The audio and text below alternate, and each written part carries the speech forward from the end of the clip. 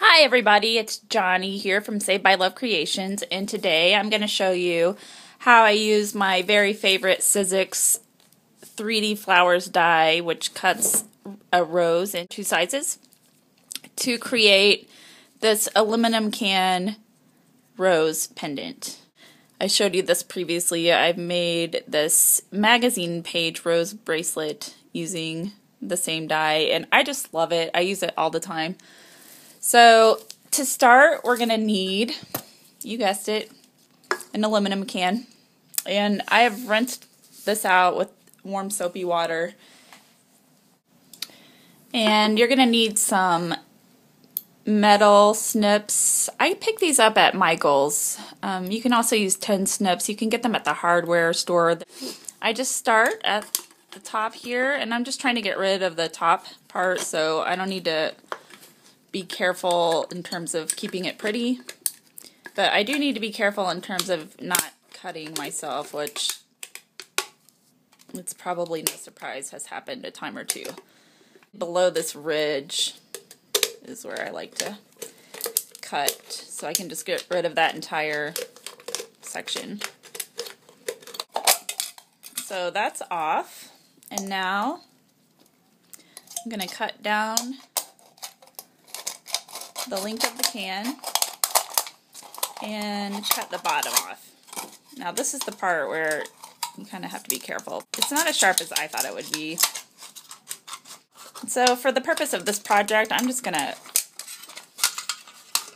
cut this little section because the rose that die cut shape is not very big. But you can use the entire can, and I'm not being careful about where I cut on the can in terms of getting a specific color area of the can because we're using this side. I'm going to make the silver aluminum rose, so I don't really care if there's print or if I get green or whatever. So here's the die, and here is the rose shape I'm going to use. It's the smaller one.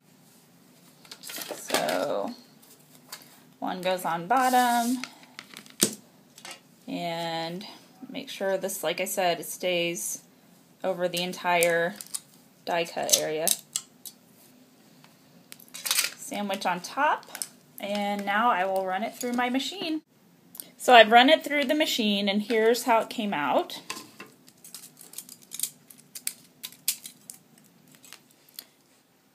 So once you have your rose shape cut, it's time to fold the spiral into the 3D rose form.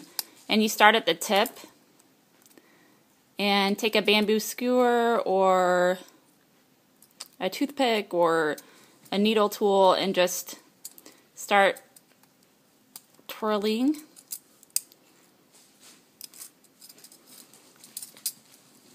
I actually have an easier time just using my fingers. And you don't want to cut yourself, as always. And you're just going to try to keep these points here level so they're not moving up or down the shape.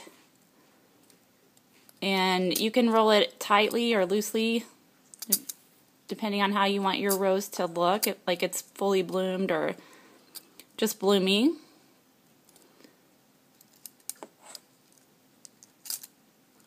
So just continue wrapping. There is a little tab that is at the center that you will use to glue and hold the shape in its 3D rose form. Here's the tab. You can see that.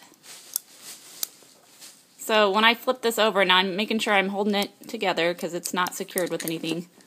Flip it over, and you can see in the middle what we're looking at is we're looking down onto that tab I showed you from the other side. So I'm going to use this super glue because it is quick dry and I like it for metal, for aluminum. And sometimes I use glossy accents if I'm not in a hurry. It takes a long time to dry, but it works really well. So that's it. Now I'm just going to hold this down for 30 seconds and make sure that the super glue has grabbed And then when I come back, I will show you how to fold the edges of the rose out with some round nose pliers to give it some shape. Here you see, this one is dry. Here's the completed one I showed you at the beginning.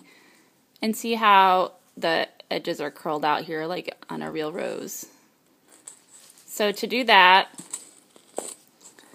you just use your round nose pliers and grab the edge and just give it a little twist like that. This is what I use to make the green leaves. This is an old case, some kind of zip case that I picked up at Goodwill, and I just cut it to fit the die cut that I'm going to be using. And I don't need a very big piece because the leaves are pretty small. So I have the leaf die that I'm using, which is actually a flower petal from the Sizzix Flower Layers number 2. And I will put my material to be cut on top of that, which is already put on top of a cut plate. So I'm making a sandwich here with the other cut plate. And then I will put this into my machine and it will be cut. So once I have my rose rolled and glued in place and it's all dry, I'm going to make a hole in it for attaching it to the leaves that I cut by poking it with this needle tool that I picked up somewhere along the way. Try not to poke myself. There we go. So I will place the leaf where I want and then poke a hole through that material. Now I like to use Crafter's Pick with a lot of things really. It's great for leather, paper, metal, wood. It dries quickly, it stays very strong and secure, so it's one of my favorite glues. And I'll just put some on here to give it some extra security.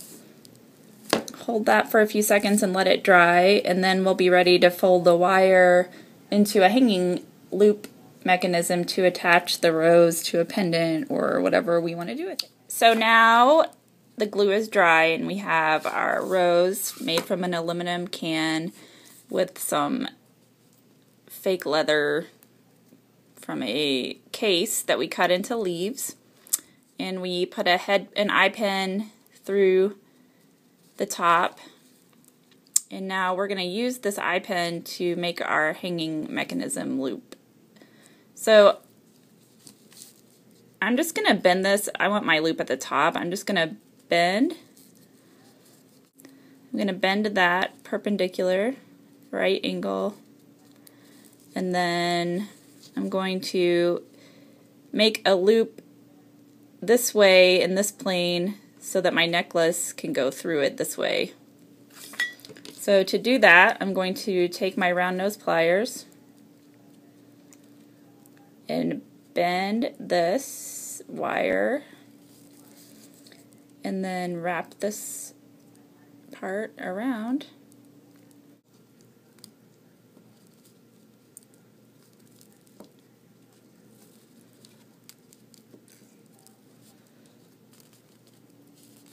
Now I'm just going to wrap that around a couple times.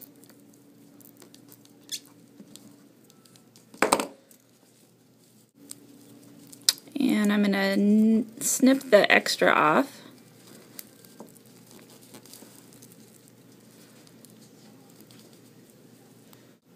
And now I have this loop that I can slide my chain right into.